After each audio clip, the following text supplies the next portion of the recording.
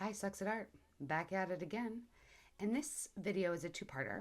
So for this first part, I wanted to do this voiceover and show you because I learned something big rewatching myself pour or do the art. And it's a quote unquote mistake, whatever mistakes are in Fluidart. But I find it really helped me realize what I perceived that I did wrong. So here we go. I'm going to show you how to suck at art less, maybe. So here we have I believe it's a 12 by 24. And purple and green and white split base. My base paints are scrapped paints. You will come to find out if you watch any of my videos. Wait, what I'm doing right now is very important. Like, why am I doing that? I think it's because I procrastinate getting to the hard parts, so I find the little details. Anyway, I'm gonna write down these colors that I put down, and I'm rambling because I have ADHD, so I speed up my videos, but then they're going too fast, and here I am again making no sense while I'm talking. So I put down a deep violet. I have no idea what that color is because I don't know how to hold the color up so the camera can see it, but I'm listing the colors.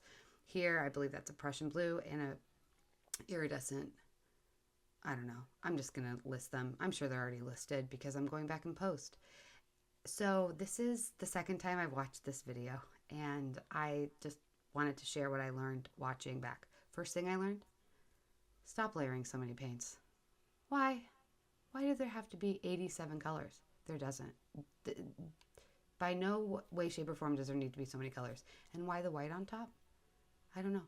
Maybe it's the most important thing, maybe it's not. But here's big learning lesson, this moment. Do you like that editing? I went back, sucked it right back up. By blowing the base paint over that paint was my first quote unquote mistake with this design.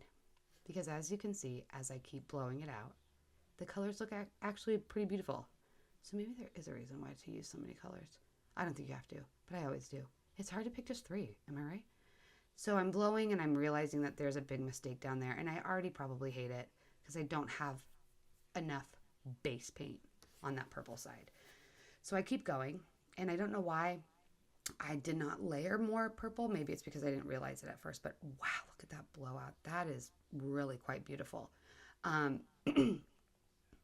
So I keep blowing here as well. And when I first watched this video, I said to myself, stop there. Just stop right there. And I don't. I keep blowing. And then I'm going to get down to that part where I did in the beginning. And right now, for some reason, I'm taking off white, and I'm going to put more white. Because that apparently, what it looked like right there was absolutely unacceptable.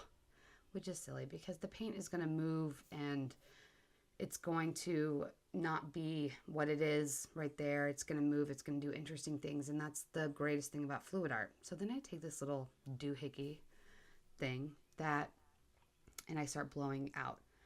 And I close up right here because what am I doing? Like, stop it. It looked like this before. That's what it looked like before. And now it looks like this.